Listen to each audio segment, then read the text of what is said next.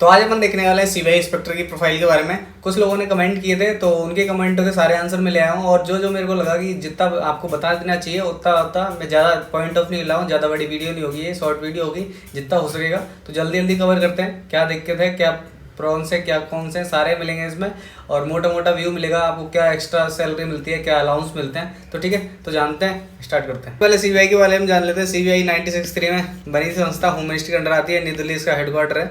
इसके अलावा CGL recruit करती है। ठीक है, 2022 आने वाला है, जिसको सीबीआई में जाना हो सीजीएल 22 10 सितंबर को आएगा नोटिफिकेशन, स्टार्ट कर लेना, भर देना और तैयारी करना। ठीक है, उसके बाद सैलरी देखते हैं सबसे पहले, जो मेन पॉइंट ऑफ व्यू, बाकी चीज़ें मैंने नहीं कवर की हैं एक्स्ट्रा। ठीक है, तो सैलरी देखते हैं 4600 ग्रेड पे है। ठीक है, इसके अलावा बेसिक जो है इसमें क्या क्या मिलता है आपको, नॉर्मल सैलरी मिलेगी, उसके अलावा क्या मिलेगा, 20% एक्स्ट्रा अलाउंस मिलेगा आपको, उसके अलावा 13 मंथ की सैलरी मिलेगी आपको। तो देखते हैं कब क्या होगा। ठीक है, तो 44,900 आपकी बेसिक रहेगी।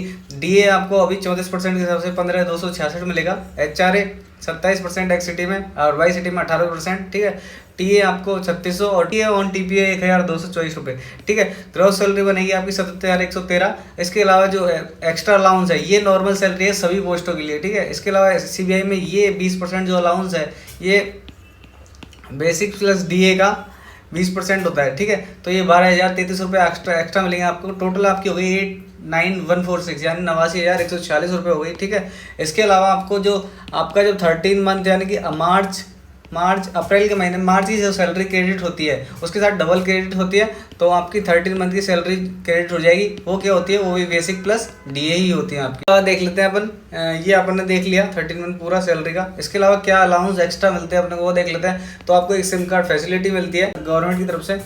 तो या तो गवर्नमेंट आपको सिम प्रोवाइड कर देगी, या उसके अलावा आप कह देगी कि आपके सिम ले लीजिए, आप अपना बिल दे दीजिएगा या फिर बता दीजिएगा, तो उसके अनुसार आपको रिम्बर्समेंट कर दिया जाएगा, मतलब आपको पैसे दिए जाएंगे। ठीक है, उसके अलावा अगर आप किसी टूर पे जाते हो, जैसे आप लोग कह रहे हो सर फैसिलिटी क्या मिलेगी, अगर मैं इन्वेस्टिगेशन पे जाता हूँ, तो इन्वेस्टिगेशन पे मैं अगर मेरे पैसे से घूमूंगा तो हो गई सैलरी मेरी पूरी, तो उसका फ़ायदा क्या है। तो वो सबसे पहले देख लीजिए, ट्रैवल में आपको सेकेंड AC अलाउ है। ठीक है, सेकेंड AC अलाउ है।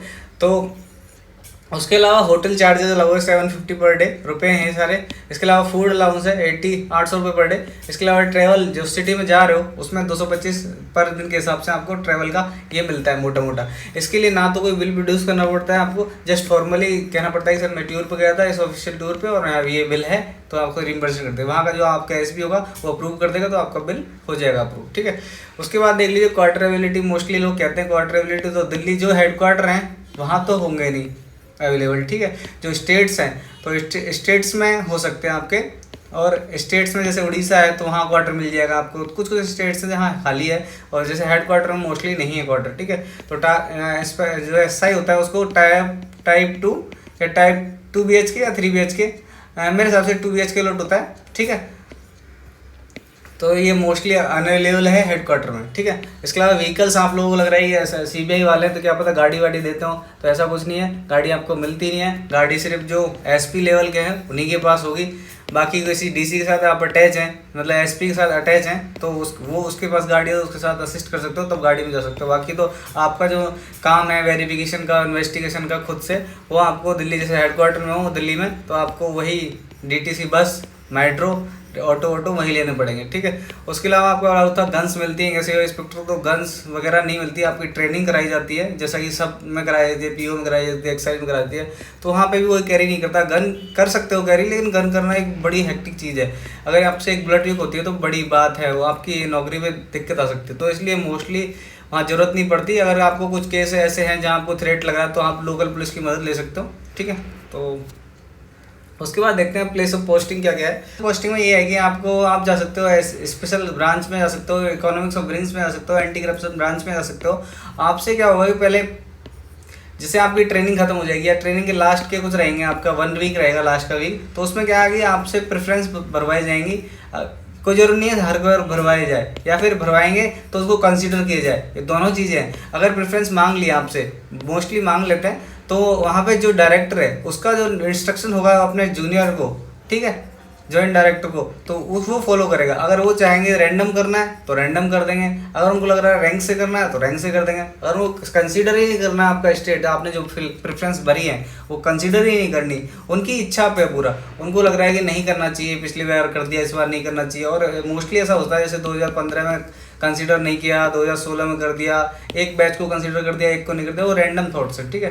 तो यही सब कुछ इसमें लिखा है। इसके अलावा ये लिखा है 2015 जो बैच था उनको चॉइस अपने हिसाब से मिल रही थी, 16 को रैंडम दे दिया, ठीक है, ये चीज़ होता है। उसके अलावा जो सीबीआई के हेडक्वार्टर, जैसे आप कहोगे सर एचओ कहाँ पे है और एंटी करप्शन ब्रांच कहाँ पे है, जोन कहाँ पे है, इकोनॉमिक विंग्स कहाँ पे है, तो ये थोड़ा मैंने वेबसाइट से डाउनलोड कर लिया है। तो आप देख लीजिए दिल्ली जोन है, इसे दिल्ली जोन है, तो दिल्ली जोन कवर करता है राजस्थान और दिल्ली को। ये इसके अंदर ये 3 आते हैं, दिल्ली, जयपुर और जोधपुर, ये इसके एसीबी का ऑफिस आते हैं। तो आपकी पोस्टिंग यहाँ भी हो सकती है, दिल्ली जोन है, ठीक है। उसके अलावा भोपाल, तो भोपाल में आपके मध्य प्रदेश और छत्तीसगढ़ आता है। फिर इनके एसीबी का ऑफिस है भोपाल, जबलपुर और छत्तीसगढ़ में, नागपुर में भी। फिर उसके बाद लखनऊ जोन है, तो लखनऊ में उत्तर प्रदेश और उत्तराखंड कवर करता है। लखनऊ और देहरादून 2, गाजियाबाद 3 ऑफिस हैं, 4 लखनऊ भी है। इसके ये एससीबी ब्रांच है एक, और एंटी करप्शन ब्रांच, और एक एससीबी ब्रांच फिर इसका चंडीगढ़ है, तो चंडीगढ़ में उत्तराखंड पंजाब है, ठीक है। तो ऐसे मोस्टली हैं, ये पीडीएफ आपको टेलीग्राम पे मिल जाएगी, आपको देखने हो कौन कौन से हेडक्वार्टर क्या है। इसके अलावा देखिए कोलकाता जोन हो गया, उसके अलावा चेन्नई जोन है, सबके हेडक्वार्टर हैं, मुंबई है, ये देखो आप। इसके अलावा ये तो एनसीबी और एससीबी हो गए। इसके अलावा इकोनॉमिक विंग्स के ये कुछ ऑफिस है, यहाँ पे आपके इकोनॉमिक्स से रिलेटेड कुछ भी केसेस होंगे तो वहाँ आपको सीबीआई यहाँ रिक्रूट कर देगी, ठीक है। करप्शन से रिलेटेड होंगे तो वहाँ जाएंगे सीबी में। इसके अलावा जो बैंक फ्रॉड से रिलेटेड होंगे तो आपको बैंक सिक्योरिटी एंड फ्रॉड में डाल देंगे, ठीक है। तो यहाँ पे दिल्ली, कोलकाता, मुंबई 3 है, बेंगलोर, और इसके अलावा स्पेशल क्रांच टीम है, और एक स्पेशल टास्क फोर्स है, और एक एमडीएम है। एमडीएम का मेरे को भी नहीं पता क्या है, स्पेशल टास्क फोर्स सबको पता है। सीबीआई किसी ने डिमांड करी और उसके लिए सीबीआई को रिक्रूट कर दिया, तो ये अलग सी बात है, ठीक है।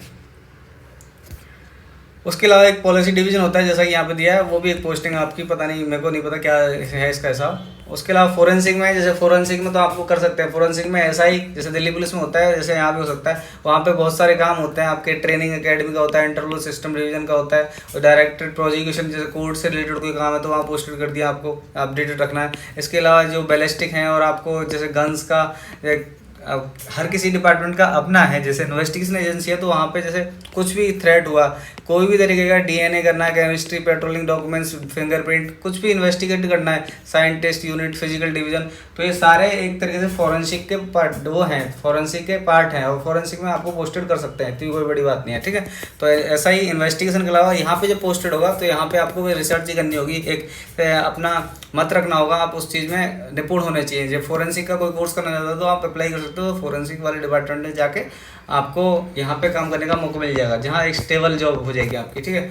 उसके अलावा सीबीआई की ट्रेनिंग कहाँ होती है, तो सीबीआई की ट्रेनिंग गाजियाबाद यूपी में होती है, ठीक है। कितने वीक की होती है, तो 32 से 33 वीक की होती है, और उस 2 फेज़ों में होती है, एक 22 वीक का फेज़, एक 10 वीक का फेज़। उसमें क्या होता है, एक फेज़ 1 में आपसे जो सीबीआई से रिलेटेड है वो सारे केसेस आपको जो एक्ट पढ़ाए जाएंगे, आईटी एक्ट, जो भी आपके सबसे ज़्यादा काम किया। फिर उसके बाद यहाँ पे फेज़ 2 में आपकी विजिट है, उसके अलावा कुछ स्पेशल एक्ट्स हैं, और आपकी ट्रेनिंग भी है, जैसे आर्म्स ट्रेनिंग है, सीएसएफ और बीएसएफ, सीआरपीएफ, इनके साथ अटैच कर देते हैं आपको 3-4 दिन के लिए, और बाकी फायरिंग कराते हैं। तो ये फ़ोटो है आपकी करते होगी, और ये बैच की फ़ोटो है उस गन्स के बाद।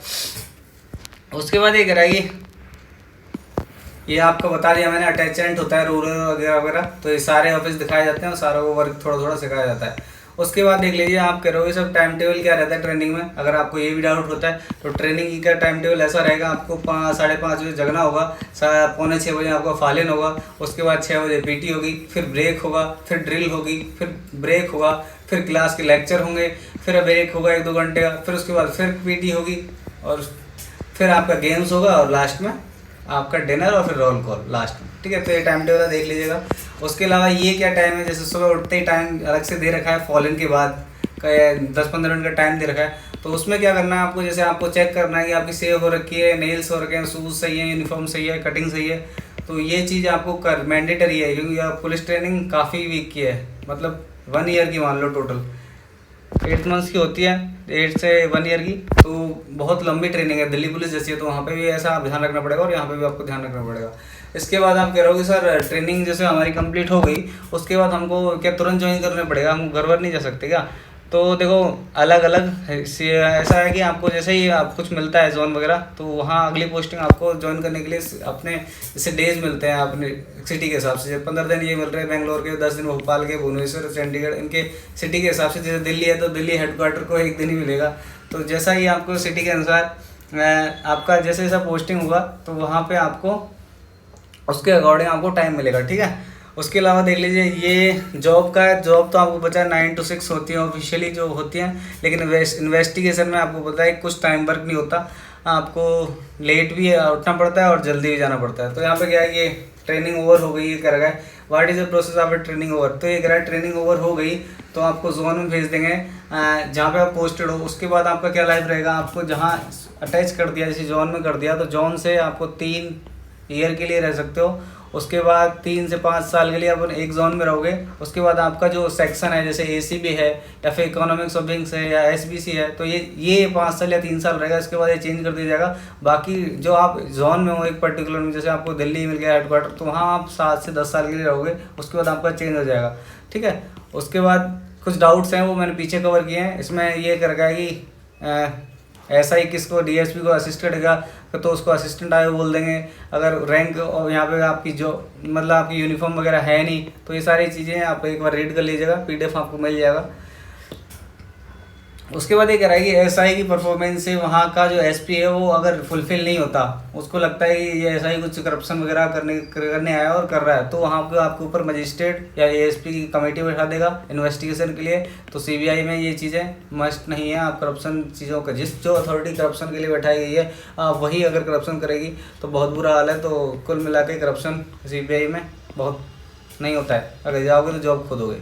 उसके बाद वर्कलोड में देख लीजिए क्या है। तो वर्कलोड में ऐसा है मोटा मोटा आपको, जैसे मैं गया था एक सीबीआई इंस्पेक्टर के साथ मैं काम पे गया था। मेरे को ऐसी विटनेस बुलाया था या कुछ बैंक वाला फ्रॉड था, उसमें आए थे एक एसपी आए थे और उसके नीचे एक सब इंस्पेक्टर था। दो की टीम थी, टोटल 14-15 टीम गई थी, 14-15 जगह। तो सिर्फ एक एसपी और एक सब इंस्पेक्टर था। सोचिए कितना शॉर्टेज है यहाँ पे। तो हम विटनेस के लिए गए थे, एक रेलवे से आया था, एक मैं कस्टम से गया था। तो वहाँ पे फाइल्स थी, मतलब वहाँ पे कोई 1000 फाइल्स थी। 1000 फाइल्सों को अब 2 जनों कैसे चेक करेगा। अगर सब इंस्पेक्टर है, अब डीसी तो बैठ गया, डीसी बेचारा थोड़ा बहुत चेक करेगा, ऐसा ही कोई करना सारा काम असिस्ट कर रहा है। तो इसने फिर हमने चेक करवाई थी, तो उसी के ऑर्डर आपको 1000 ऑफ पेजेस रीड कराने पड़ेंगे। मतलब आपको मैं बहुत सारी मेहनत करनी पड़ेगी। और इवन सैटरडे को नहीं तो संडे को तो आपको जाना ही पड़ेगा। संडे को नहीं जाओगे तो ठीक है, संडे को आप रेस्ट कर सकते हो, हेडक्वार्टर में तो वो भी नहीं हो सकता, ठीक है।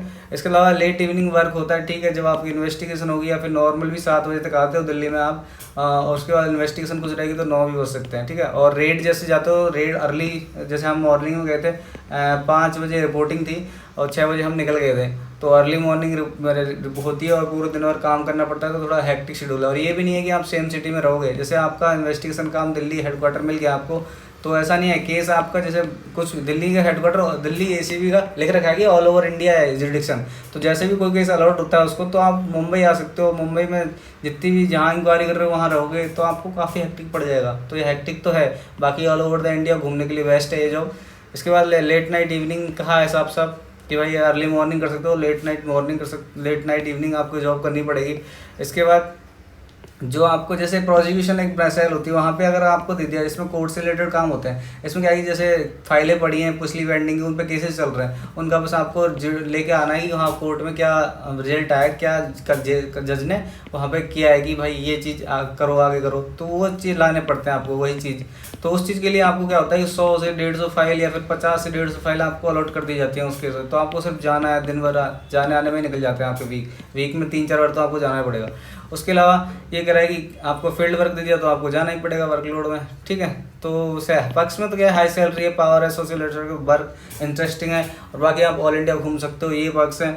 और अगर आप उसका सोचो कि नेगेटिव क्या है, तो नेगेटिव तो बहुत सारे हैं। ट्रांसफ़र है, आपको प्रमोशन ग्रोथ भी अच्छी है इसकी, प्रमोशन ग्रोथ जो कि मैं नहीं बताया था। तो सब इंस्पेक्टर से आप 5 साल में इंस्पेक्टर बन जाओगे। उसके अलावा आप 5 साल में डीसी बन जाओगे। उसके बाद 4 साल में आप एडिशनल सुप्रिटेंडेंट बन जाओगे, और फिर सुप्रिटेंडेंट और फिर एसपी बन जाओगे। तो ग्रोथ तो अच्छी है इसकी। बाकी इसमें एक डायरेक्ट डीआईएसपी बनने का एक एग्जाम होता था पहले, वो बंद कर दिया अभी किसी रीज़न से, एक बार ही कंडक्ट हुआ है, ठीक है। तो मेरे हिसाब से ये डाउट्स हैं, किसी भाई ने पोस्ट किए थे तो उसके डाउट्स हैं, देख लीजिए। तो सबसे पहले का पॉइंट था उसका, सर वर्क प्रेशर और सोशल लाइफ कैसी है। ये आंसर वहाँ से आए, जो बंदा सेलेक्टेड था उसने छोड़ दिया है, वो अभी दिल्ली एक्साइज ज्वाइन कर लिया है, उसे सीबीआई भुवनेश्वर था उसका, ठीक है, उड़ीसा में था वो। तो बहुत ज़्यादा काम है और सोशल लाइफ बहुत कम है, ठीक है। इसके अलावा दिल्ली के अलावा कहीं स्टेट प्रेफरेंस चूज़ कर सकते हैं, तो भाई प्रेफरेंस वो भी लेते हैं, ले भी लेते हैं, जैसे आप कर रहे हो चॉइस कर सकते हैं, तो कर भी वो डायरेक्टर पे डिपेंड है कि वो आपकी चॉइस कंसीडर करे या ना करे, ठीक है। तो छुट्टी आसानी से मिलती है नहीं मिलती है अप्रूव करने पे, तो ये आपके एसपी पे डिपेंड करता है और हेड ऑफ ब्रांच पे डिपेंड करता है, और वहाँ का जैसा वर्क प्रेशर है तो उस हिसाब से। जैसे मेट्रो सिटी है तो मेट्रो सिटी में तो उन्होंने कहा कि साहब छुट्टी लेना भूल जाओ, ठीक है। उसके अलावा सैटरडे संडे मिलता ही नहीं मिलता, तो ये कह रहे हैं कि मेट्रो सिटी में हमेशा, ठीक है, ये कह रहे हैं कि मेट्रो सिटी में जनरली रहेगा संडे, तो सैटरडे की वहाँ भी गारंटी नहीं है, और मेट्रो सिटी में तो ये भी संडे रहे ना रहे कोई गारंटी नहीं है। उसके अलावा आपका ये ऑफिस टाइमिंग कितने बजे होगा, तो ऑफिस टाइमिंग 9:30 से 6 होता है, और अगर आप उसमें पर ये मजे नहीं आप बीच में मटर गश्ती करते हो, बाकी जॉबों की तरह नहीं कर सकते, आपको स्ट्रिक्ट काम करना पड़ेगा, तभी आपका काम पेंडिंग से बढ़ेगा आगे। उसके अलावा छठा पॉइंट ये था कि वर्क कैसा, एसआई को गाड़ी मिलती है कि नहीं मिलती। यहाँ पूछा इन्होंने कि एसआई को ऑफिशियल वर्क के लिए गाड़ी मिलती है कि नहीं मिलती, तो इन्होंने साफ साफ कहा कि भाई आईपीएस नहीं बने हो आप सीबीआई में सब इंस्पेक्टर बने हो, और इतनी उम्मीद नहीं करनी चाहिए। तो क्या होता है कि जैसे ऑफिशियली जैसे आप कभी किसी को अरेस्ट करने जाना है, तो अरेस्ट करने के टाइम आपको दे सकते हैं 1-2 कांस्टेबल, जैसे महिला को ले जाए तो महिला कांस्टेबल वगैरह, या फिर मेल कांस्टेबल, जो भी दे सकते हैं, तब आपको गाड़ी दे सकते हैं, वो भी एसपी पर डिपेंड करता है, ठीक है, वरना आपको खुद की करनी पड़ेगी जैसा भी है। बाकी आपको ऑटो टैक्सी इन्हीं से जाना होता है मोस्टली अपना काम करने के लिए। उसके बाद ट्रांसफ़र कितने होते हैं, तो ट्रांसफ़र का सही ये बोल रखा है इन्होंने कि 3 साल में हो जाता है, 5 साल में ब्रांच के लिए मैंडेटरी है, 3 साल में हो जाता है, लेकिन 5 साल एक ब्रांच में रहने के लिए मैंडेटरी, 5 साल बाद एक ब्रांच में नहीं रह सकते आप। जैसे ईसीबी से आप एससीबी में चले गए, या फिर इकोनॉमिक विंग्स में चले गए, ईओजेड में चले गए, इकोनॉमिक ऑफिस जोन में चले गए। उसके बाद 10 साल में आपका जोन स्टेशन चेंज हो जाएगा, ठीक है, यानी कि आप जहाँ भी हो, जैसे दिल्ली हो, दिल्ली से निकल जाओगे तो 10 साल में चेंज हो जाएगा। बाकी उड़ीसा से हो, उन्होंने साफ साफ कहा कि उड़ीसा से हो तो आपकी आधी लाइफ आप उड़ीसा में गुजार सकते हो, सिर्फ नॉर्थ के लिए धक्का मुक्की है, ठीक है। उसके अलावा 8वां पॉइंट जो है डेपुटेशन का क्या सीन है अभी सीबीआई में, तो डेपुटेशन पे 50% आते हैं, और सीबीआई से डेपुटेशन कहीं नहीं जाता, ठीक है। सीबीआई में इतना स्टाफ नहीं है कि सीबीआई वाले डेपुटेशन पे जाएं, तो ये कवर साफ साफ लिख लेना कि सीबीआई वाले नहीं जाते कहीं डेपुटेशन पे। सीबीआई में लोग आते हैं, जैसे एक्साइज से, पीओ से, एग्जामिनर से, और दिल्ली पुलिस से भी आ जाते हैं, तो सीबीआई डेपुटेशन बुला लेता है, लेकिन अपने स्टाफ को कहीं नहीं भेजता, तो ये ध्यान रख लीजिए। उसके अलावा जो सैलरी मिलती है उसमें क्या मिलता है, और उसमें बेसिक प्लस डीए मिलता है आपको, ठीक है। उसके अलावा ये कह रहे हैं सैलरी के अलावा क्या फैसिलिटी मिलती है, तो जो भी चीज़ मैंने अभी तक बताई है वही फैसिलिटियाँ हैं और वही स्ट्रिक्ट हैं। ऐसा नहीं है कि आप कुछ टारगेट लेके आ रहे हो, वो तो इन्होंने साफ लगाई, अगर आपका ऐसा है तो जल्दी से घर चले जाओगे, अगर आपको इरादा ऐसा है तो घर जाओगे सीधा सीधा, ठीक है, तो इन्होंने साफ बोला है। उसके अलावा ये क्या है कि एक और ऑल ओवर प्रॉन्स और कॉन्स, तो ये सारे जो जनरलाइज थे वो प्रॉन्स और कॉन्स ही थे। इतना सारा आपने पूछ लिया, उन्होंने कहा कि इतना सब कुछ तो पूछ लिया, और इससे ज़्यादा प्रॉन्स और कॉन्स क्या है। बाकी जो मैं अपनी तरफ से बोल देता हूँ, जिनको ऑल इंडिया घूमने में कोई प्रॉब्लम नहीं है, अपने नया नया काम करना पसंद है, नई नई जगह, और अपने केसेस जैसे अभी 3,000 करोड़ का कुछ बैंक का घोटाला हुआ था, तो उसमें सीबीआई के काफ़ी लोग थे, सीबीआई इंक्वायरी चल रही थी, तो वो लोग सब, जैसे दिल्ली में बड़े से बड़ा एक फिनिक्स मॉल है, तो वहाँ भी जाके उसके ऑनर को, मैं सुबह गया था, मैं भी गया था रेड पे एज ए असिस्टेंट, मैं विटनेस किया था, लेकिन मैंने भी वहाँ पे पार्टिसिपेट किया था वैसा ही जैसा वो लोग करते हैं। मैंने, क्योंकि वहाँ स्टाफ शॉर्टेज थी, तो मैंने भी करा दिया थोड़ा काम कि सर फाइल देख लो, ये इसमें कुछ पॉइंट मिल रहा है नहीं मिल रहा वगैरह वगैरह। बाकी लास्ट में रिपोर्ट ऐसा ही नहीं बनाई थी, जो भी पूरा पंचनामा, जो भी कुछ रिपोर्ट आती है, जो भी आप सीज करके ले जा रहे हो सर्च करके, तो वो पूरा ऐसा ही नहीं बनाया था। और बाकी जो वहाँ पे एसपी थे, जो इंचार्ज थे उस केस के, तो उन्होंने बस उनको बताया था कि हाँ ठीक है, इसमें एक करेक्शन कर लो, एक करेक्शन कर लो, बाकी लास्ट में सबके साइन होते थे। तो कुल मिला के ये वर्किंग थी। और उनसे मेरी बात भी हुई थी, जो सब इंस्पेक्टर थे, तो वो कह रहे थे आप लोग तो ठीक हो वगैरह वगैरह, उनका ये पॉइंट ऑफ व्यू था। हर किसी का अलग पॉइंट ऑफ व्यू है अपने परसेप्शन को लेके। तो मेरे हिसाब से जिसको ट्रैवल पसंद है और जिसको ट्रांसपोर्ट से कुछ प्रॉब्लम नहीं है, बाकी एक ईमानदार जो जॉब है वो सबसे बड़ी जॉब सीबीआई इंस्पेक्टर है। पावर इन द सेंस आप कह सकते हो, ये ऐसा नहीं है कि आप जाके दरवाजे तोड़ वाला सीन नहीं है यहाँ पे नॉर्मल सर्च करते हैं। जैसे हम उस दिन सर्च किए थे, तो उस समय कोई नहीं था, तो गार्ड था, तो गार्ड से हमने कहा या तो अपने मालिक को कॉल करो, वरना हमारे पास इतना टाइम है, वरना हम गेट खोलो, हम उनका आने का वेट करते हैं, बैठते हैं, फिर उनको बुलाओ जल्दी से जल्दी, तब हम अपनी सर्च चालू करेंगे। ठीक है। तो फटाफट वो आ गए थे 1-2 घंटे के अंदर, और मतलब ऐसा हम सुबह गए थे 5-5:30 बजे, तो हमको टाइम लग गया था सुबह शाम के 6:30 तो बज गए थे। जब तो ये नॉर्मल सर्च थी, वहाँ पे इतना कुछ डॉक्यूमेंट्स मिला नहीं था तब जाके, अगर वहाँ पे कुछ और भी मिलता तो हमको पूरी रात भी हो सकती थी। तो सबसे बड़ी बात यही है, ये मेरा छोटा सा अनुभव था सीबीआई की तरफ से। तो मेरे को भी लग गया था कि सीबीआई हेक्टिक है, और सीबीआई का हेक्टिक का शेड्यूल है ही है, ऐसा नहीं है सीबीआई में जाके बाद मौज करने वाले हो। तो दिल्ली पुलिस छोड़ने के बाद अगर मैं सीबीआई ज्वाइन करता तो ये अच्छी बात नहीं थी मेरे लिए, क्योंकि दिल्ली पुलिस भी बेटर है सीबीआई से, तो क्योंकि वहाँ ट्रांसफर तो नहीं है, वहाँ लोकल पुलिस जैसा आपको काम करना है, एक केस डिलीवरिंग करनी है, लेकिन ऐसा नहीं है कि आपको जगह जगह सिटी घूमनी पड़ रही है। वो रेयर केस में, जैसे किसी का बच्ची भाग गई, वो अलग केसेस है। और पर जनरली दिल्ली पुलिस भी मेरे को ठीक लगता है सीबीआई से। तो जो बंदा सीजीएल में सेलेक्टेड हो, दिल्ली पुलिस में सेलेक्टेड है, मैं उसके लिए राय दूंगा दिल्ली पुलिस चूज़ करे, सीबीआई ना करे। क्योंकि आप सीबीआई में तो दिल्ली पुलिस से भी जा सकते हो, ठीक है, ईडी से जहाँ से भी जा सकते हो, पीओ से भी जा सकते हो, आपको अगर जाना है तो डेपुटेशन, तो वो वर्क प्रोफाइल आप चेक कर सकते हो। बाकी मैंने सारी चीज़ें कवर कर ली हैं, अगर कोई दिक्कत आ गई हो तो आप कमेंट कर देना, मेरी तरफ से खुले हैं कमेंट।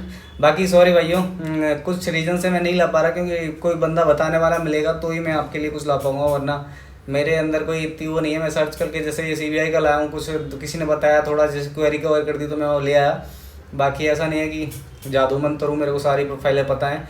तो बाकी इनकम टैक्स वाले भाई ले आऊँगा उनको भी, उनको मेरे को फ़ोन करना पड़ेगा एक दोस्त को, पता नहीं वो उठाएगा नहीं उठाएगा, बताएगा नहीं बताएगा, लेकिन मैं कोशिश ज़रूर करूँगा। ठीक है, तो जय हिंद जय भारत।